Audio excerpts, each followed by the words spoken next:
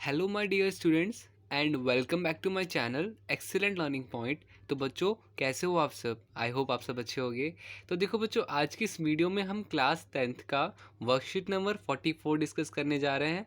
और बच्चों, ये हमारी विषय हिंदी की वर्कशीट है। आप सब भी कहते हो कि बच्चों सर ये तो हमें दिखाई दे ही रहा है, सर क्लास 10th है, वर्कशीट 44 है, सब्जेक्ट हम हिंदी पढ़ने जा रहे हैं। ये तो सर हमने देख लिया, आगे बताओ आगे क्या करना है।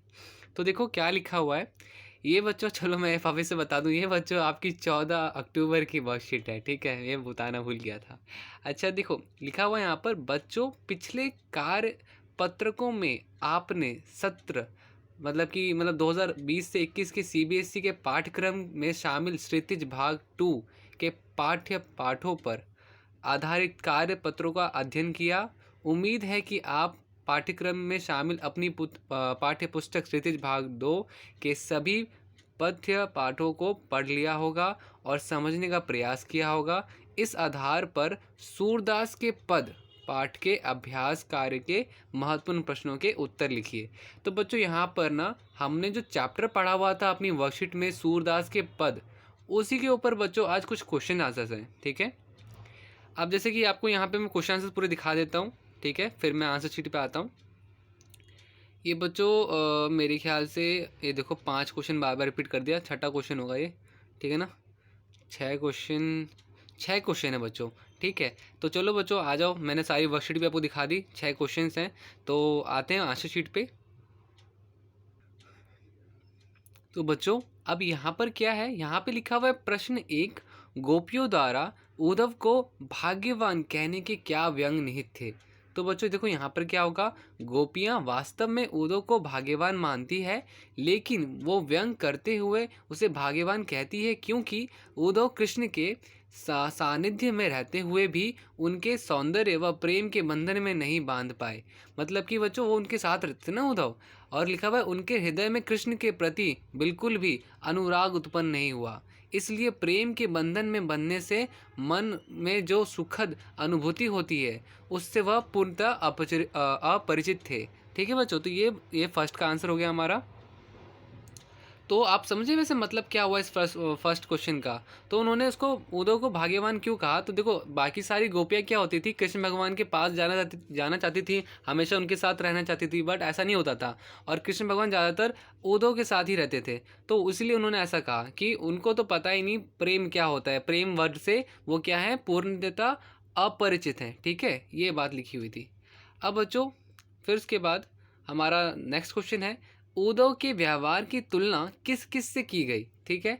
तो बच्चों उद्धव जो है हमारा, उद्धव के व्यवहार की तुलना 2 चीज़ों से की गई। सबसे पहला कमल के पत्तों से जो जल में भी रहकर जल से प्रभावित नहीं होता, ठीक है बच्चों, और दूसरा जल और तेल के मिश्रण से, क्योंकि जल और तेल साथ रहकर भी कभी नहीं मिलते। तो बच्चों ये 2 बातें उन्होंने उसके बारे में कही थी, ठीक है। एक तो ऐसा मिश्रण जैसे जल और तेल का मिश्रण, अब पानी और तेल बच्चों जो है कभी भी मिल सकता है क्या, नहीं मिल सकता ना, तो वैसा मिश्रण उनको बोला गया था, ठीक है।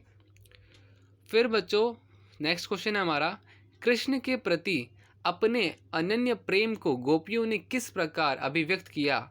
ठीक है बच्चों, तो यहाँ पर क्या होगा, गोपियाँ कहती हैं कि हमारे लिए तो श्री कृष्ण हारिल पंछी की लकड़ी की समान है, ठीक है। जिस तरह वह अपने पंजों में जकड़ी हुई डाल को भी नहीं कभी छोड़ नहीं पाता, ठीक उसी तरह हमने भी श्री कृष्ण को अपने मन में पकड़ लिया है। अब जैसे बच्चों पंछी जो होती है अगर किसी डाल पे बैठती है तो उस अपने पंजों से कितना कस के पकड़ के रखती है ताकि कभी भी नहीं गिरती, उसी तरह से उन्होंने बोला कि हमने श्री कृष्ण को क्या कहते हैं पकड़ रखा है।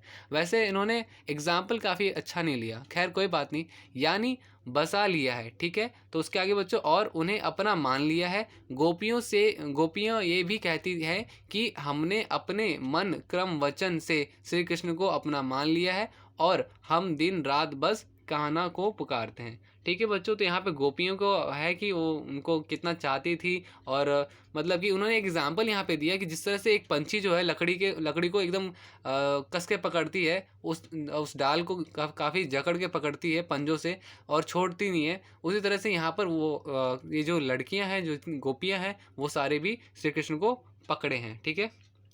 फिर बच्चों गोपियाँ फोर्थ क्वेश्चन, गोपियों ने अपनी वाक चातुर्य के आधार पर ज्ञानी उद्धव को परास्त कर दिया, उनके वाक चातुर्य की विशेषता लिखिए।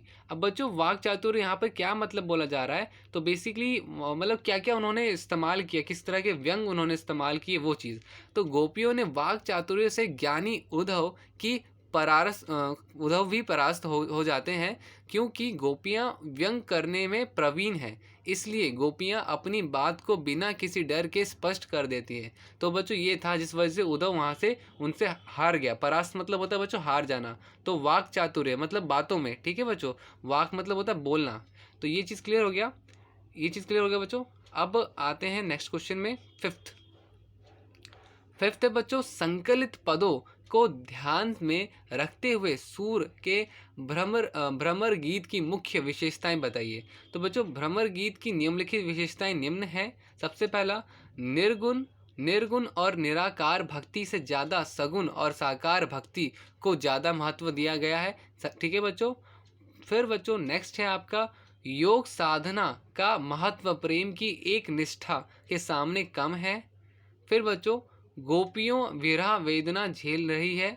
और फिर फोर्थ, गोपियों ने सरलता मामिकर्ता उपालंब, ठीक है बच्चों, उपालंब व्यगात्मक तर्क शक्ति आदि के द्वारा उद्धव के ज्ञान योग को तुच्छ सिद्ध किया, ठीक है। उन्होंने बच्चों वहाँ पे किस तरह से मतलब उद्धव को मतलब बुरा भला कहा उनसे, तो वो बातें यहाँ पे लिखी हुई हैं। अनुप्रास उपमा दृष्टांत रूपक ये बच्चों ये क्या कहते हैं आपके व्यंग के कुछ रूप हैं, ठीक है, जो कि उन्होंने वहाँ पर किए थे, ठीक है।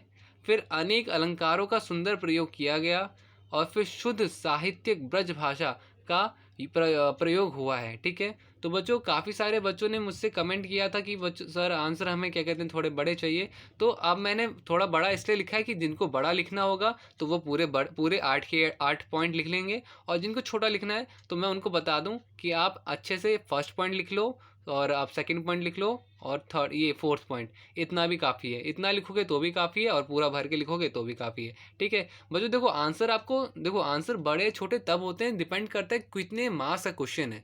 अगर 1 मार्क्स का क्वेश्चन है तो आप उसमें 1 लाइन से ज़्यादा नहीं लिखोगे, उतना ही सफिशियंट है। अगर ज़्यादा लिखोगे तो मार्क्स मतलब आपने अपना टाइम वेस्ट किया है, आपको मार्क्स एक ही मिल रहे हैं, ठीक है। और अगर 5 मार्क्स का क्वेश्चन आता है तब आपको इतना ही, जितना बड़ा ये दिख रहा है उतना ही बड़ा लिखना है, ठीक है। तो ये बच्चों हो गया पूरा आपका किसका आंसर, तो ये आपका हो गया 5th का आंसर, ठीक है। अब बच्चे देखो हमारा यहाँ पर हो जाता है वर्कशीट ख़त्म। नहीं, शायद बच्चों एक क्वेश्चन हमारा और बचा होगा, वो है 6th गतिविधि वाला, ठीक है।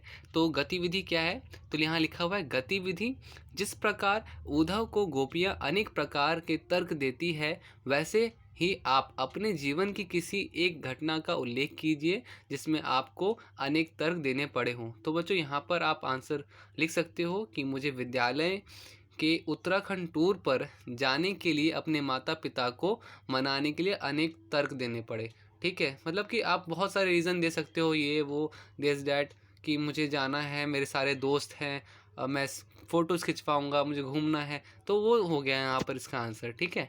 आपकी मर्ज़ी है, आपने भी कभी कुछ ना कुछ किया होगा, तो वो था यहाँ पर 6 का आंसर। तो आई होप बच्चों सारे आंसर्स आपको इजीली अवेलेबल हो गए होंगे और आपको समझ में अभी आ गया होगा, ठीक है। तो चलो आज की वीडियो में इतना ही है। अगर वीडियो आपको अच्छी लगी तो लाइक कर देना, कमेंट कर देना, और क्या, ठीक है। और अगर नए हो चैनल पे तो चैनल को सब्सक्राइब कर देना, बेल आइकन प्रेस कर देना। इससे क्या होगा कि जब भी मैं न्यू वीडियो अपलोड करूँगा तो आपके फ़ोन में सबसे पहले नोटिफिकेशन जाके पहुँचेगा, ठीक है। तो मिलते हैं नेक्स्ट वीडियो में, तब तक के लिए bye bye and take care.